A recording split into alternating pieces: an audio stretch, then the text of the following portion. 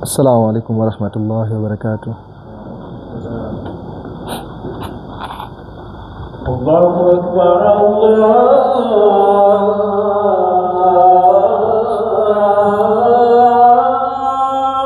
أكبر. كيف نتجهز عن 10 من ذي الحجة؟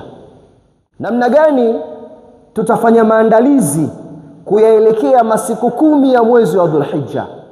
Tuna takriban siku 10 mpaka siku 9 kumaliza mwezi wa Dhulqaada. Ndani yake kuna ibada mbalimbali, ndani yake kuna matendo matukufu ambayo Muislamu atayafanya ndani ya masiku haya, kwa maana malipo yake ni maradufu kinyume na masiku ya kawaida. Hayo yote aliyasimulia Rasulullah sallallahu alaihi wasallam. Alhamdulillah, alhamdulillahi rabbil alamin, wassalatu wassalamu ala rasulillahi sallallahu alaihi wasallam. Innal hamdalillah nahmaduhu wa nasta'inuhu wa nastahdihi wa nastaghfiruh wa na'udhu billahi min shururi anfusina wa min sayyiati a'malina. Man yahdihillahu fala mudilla lahu wa man yudlilhu fala hadiya lahu. ونشهد أن لا إله إلا الله وحده لا شريك له ونشهد أن محمدًا عبده ورسوله. إن أصدق الكلام كتاب الله وخير الهدي هدي محمد صلى الله عليه وسلم وشر الأمور محدثاتها وكل محدثة بدعة وكل بدعة ضلالة وكل ضلالة في النار، فنعوذ بالله من عذاب النار. أيها المسلمون، أوصيكم ونفسي أولا بتقوى الله جل جلاله، فقد فاز المتقون. كما يقول الله تبارك وتعالى في القرآن الكريم: أعوذ بالله من الشيطان الرجيم. يا أيها الذين آمنوا اتقوا الله حق تقاته ولا تموتن إلا وأنتم مسلمون. صدق الله العظيم. baada ya kumshukuru Allah tabaraka wa taala na kumtakia ziada ya rehma mtume wetu Muhammadin sallallahu alayhi wasallam, awali ya yote tumshukuru Allah tabaraka wa taala kutokana na khairi na neema ambazo aendelea kutuneemesha katika mgongo wa ardhi, na akatujalia tukawa wachache miongoni mwa wengi, tukawa ni wenye kuhudhuria katika ibada ya adhimu ambayo ni ya siku ya Ijumaa. Lakini wapo wale ambao Allah bado amewaruzuku uhai, lakini kutokana na afya zao, kutokana na ugonjwa waliokuwa nao, wameshindwa kuwa sambamba nasi katika viwanja kama hivi. Lakini wapo wale ambao Allah amewaruzuku uhai, akawapa na afya, akawapa na wasaa wa kuweza kutekeleza ibada kama hii, lakini min asafi shadid, kwa msiba waliokuwa nao, wameshindwa kuungana na sisi sambamba katika viwanja kama hivi. Kwa maana Allah kututeua tukawa wachache miongoni mwa watu hao, si kwa ujanja wa matendo tunayofanya, na wala si kwa ujanja kwa swala au ibada ambazo tunazifanya ikawa ni sababu leo Allah kutufanyia wepesi kuwa katika viwanja kama hivi, isipokuwa tu kwa huruma na msaada wa Allah.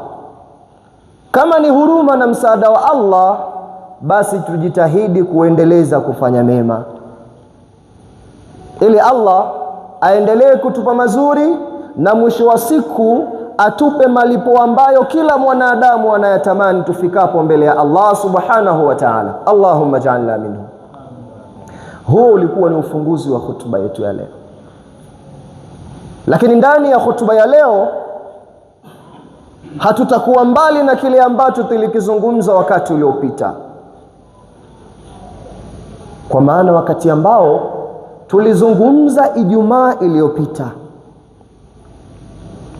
lakini tukikumbushana unwani ambayo tulizungumziana ndani ya siku hiyo, tulizungumza kaifa natajahazu an 10 min Dhulhijja, namna gani tutafanya maandalizi kuyaelekea masiku 10 ya mwezi wa Dhulhijja. Ndani ya siku ya leo tuna takriban siku 10 mpaka siku 9 kumaliza mwezi wa Dhulqaada. Bila shaka tutakuwa ni wenye kuingia ndani ya mwezi wa Dhulhijja. Ndani yake kuna ibada mbalimbali, ndani yake kuna matendo matukufu ambayo Muislamu atayafanya ndani ya masiku haya. Lakini wakati uliopita tulikumbushana min abrazi al-a'mal al-mustahabba fi al-10 min Dhulhijja, miongoni mwa mambo matukufu ambayo yanapendeza kwa Muislamu kuyafanya katika masiku 10 hayo.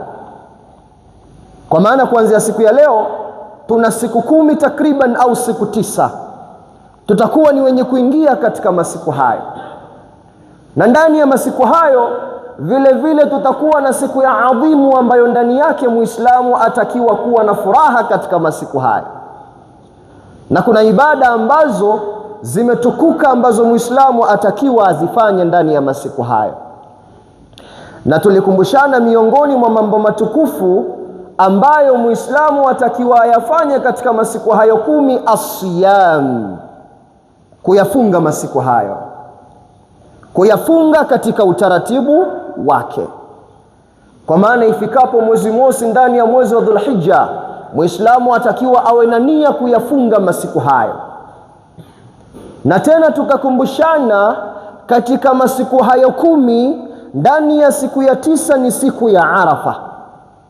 Hiyo ndiyo siku ambayo au ni siku adhimu ambayo Muislamu hatakiwi kukosa kuifunga siku hiyo, ikiwemo ndani yake kuna fadhila na ubora mbalimbali ambao wiki iliyopita tulikumbushana kwa kiasi chake.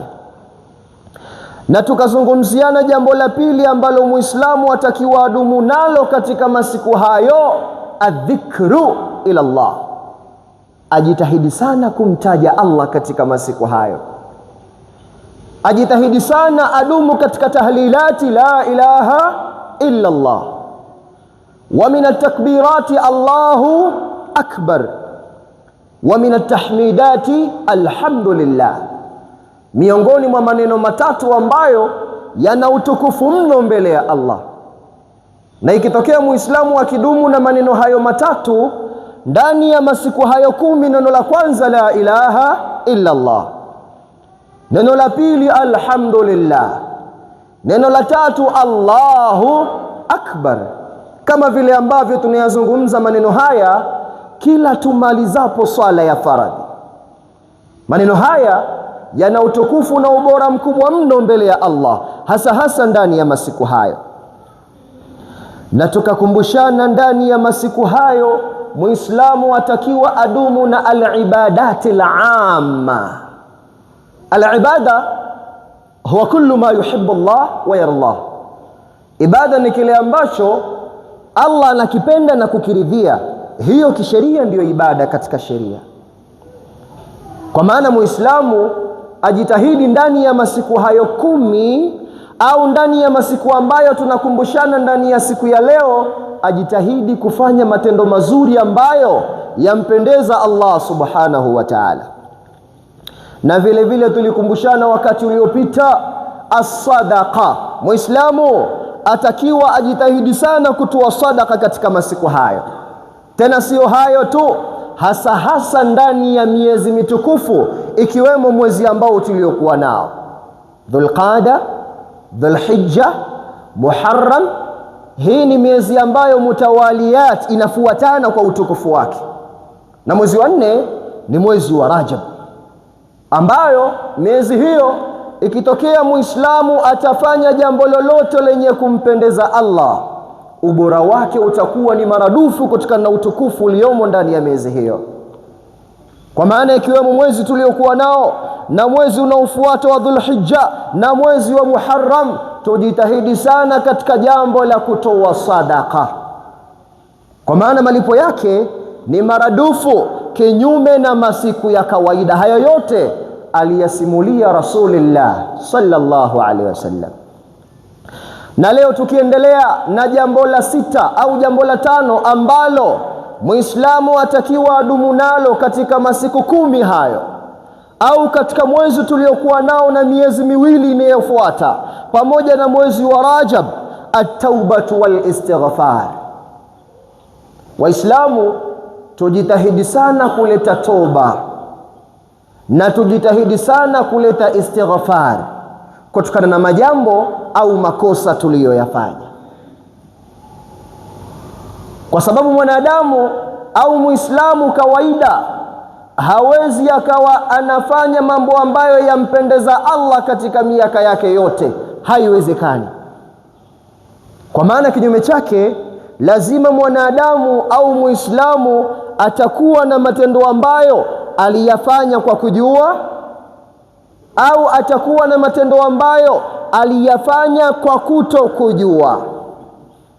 Tujitahidi sana kufanya tauba, tujitahidi sana kufanya istighfari kutokana na yale ambayo tuliyafanya hali ya kuwa Allah hakupendeza nayo majambo hayo, hususan khasun katika mwezi tuliokuwa nayo na miezi ambayo inayoendelea, ambayo ni mitukufu, ambayo ndani yake Allah ateremka anadi katika mgongo wa ardhi, ni mja gani yule ambaye aliyekosea tayari kumsamehe mja huyo kwa makosa aliyoyafanya. Hasa kile ambacho tutakumbushana katika siku ya leo ndani ya masiku 10 ya mwezi wa Dhulhijja. Tujitahidi sana kuleta istighfari na kumtaka msamaha Allah subhanahu wa ta'ala. Na jambo jingine ambalo lafanyika ndani ya mwezi kama huu na mwezi unaofuata, alhajj wal umra. Hivi sasa tunavyozungumza, tayari wapo Waislamu miongoni mwetu, wapo Waislamu miongoni mwa wale ambao tunaishi nao, huenda tayari maandalizi ya kuielekea nyumba ya Allah wamekwisha anza, au huenda wale ambao ndo wapo wanakusanya vitu vyao na maandalizi kwa ujumla kuielekea nyumba ya Allah, kwa maana kuitekeleza nguzo ya 5 miongoni mwa nguzo za Uislamu, ambayo ni ibada ya al-hajj. Kwa maana ibada ya hija ikifuatana na ibada ya umra ndani ya wakati kama huu au ndani ya masiku 10 ya mwezi wa Dhulhijja, Waislamu wanaungana kwa pamoja kwenda kuitekeleza ibada ya Allah. Na Allah atujalie wachache miongoni mwa sisi au wengi miongoni mwa sisi, atupe fikra, vile vile atupa uwezo kuielekea nyumba hiyo, ili tuweze kunufaika na matunda ambayo yule ambaye atafika katika nyumba ya Allah na akaomba dua yoyote katika nyumba hiyo, Allah ameahidi katika Qur'ani atampatia jambo hilo. Allah atujalie tuwe miongoni mwa watu hawa. Aqulu qawli hadha wa astaghfirullah alazim li wa lakum wastaghfiruhu yaghfir lakum innahu huwal ghafurur rahim wa huwal barrul karim. Alhamdulillahi rabbil alamin, wassalatu wassalamu ala rasulillahi sallallahu alaihi wasallam. Awali ya yote tumshukuru Allahu tabaraka wa taala, lakini katika shukrani hizo naambatanisha usia kwenu nyinyi Waislamu, pamoja na kusahau kuihusia nafsi yangu juu ya swala zima la kumcha Allahu tabaraka wa taala. Hakuna ujanja au hakuna kufanya kwingi kwa matendo ya Muislamu ambako kukamfanya aokokane na adhabu ya Allah. Hakuna kitu kingine isipokuwa ni attaqwa, ucha Mungu. Kwa maana Muislamu ajitahidi maisha yake yaishi katika maeneo hayo, na hata zikitokea kasoro, kujisahau katika majambo ambayo atayafanya, majambo hayo hayampendezi Allah, basi kawaida yake iwe ni kumcha Allah. Ndani ya kumcha Allah ndipo mafanikio ya mwanadamu yanapatikana katika utaratibu huo. Ndani ya khutba yote ya pili, khutba ya kwanza alhamdulillah tumepata fursa ya kufahamu masiku ambayo yana utukufu mbele ya Allah na miezi ambayo ina utukufu mbele ya Allah, na miongoni mwa mambo ambayo tumesisitizwa Waislamu kuyafanya katika masiku hayo. Hakuna salama kwa Muislamu isipokuwa kuyazingatia miongoni mwa mambo kama hayo. Ndani ya khutba yote ya pili tutakumbushana jambo moja ambalo huenda wengi miongoni mwetu tunayasahau mambo hayo, lakini ule mstari ambao utatuwekea wazi ni jambo gani hilo. Ma yafaluhu almuslim yawma Eid al-Adha, kile ambacho atakiwa Muislamu kuzingatia ifikapo siku ya Eid ile ya kuchinja. Kwa maana ndani ya khutba ya kwanza tulikumbushana masiku ambayo Muislamu atakiwa awe makini sana kuielekea siku hiyo ya Eid, kwa maana ni masiku 10, masiku ambayo yapatikana kuanzia mwezi wa Dhulhijja. Kumbe ndani ya masiku 10 hayo, ifikapo ndani ya siku ya 10 ndiyo siku ya Eidul Adha, idi ya kuchinja ambayo Muislamu atachinja katika masiku hayo. Je, ni mambo gani ya msingi ambayo, ni mambo gani ya muhimu ambayo Muislamu atakiwa azingatie ili ifikapo siku hiyo asibabaike kufanya mambo ambayo hayana fadhila katika wakati huo? Min almustahabba lilmuslimi fi hadhihi alayam, miongoni mwa mambo ambayo yenye kupendeza kwa Muislamu katika masiku hayo, al-awwal, jambo la kwanza, al-ightisal wat-tatayyub kama amara Allah subhanahu wa ta'ala. Jambo la msingi sana hili al-ightisal. Muislamu atenge wakati kabla ya kuelekea ibada hiyo, au mwagie vizuri mwili wake maji.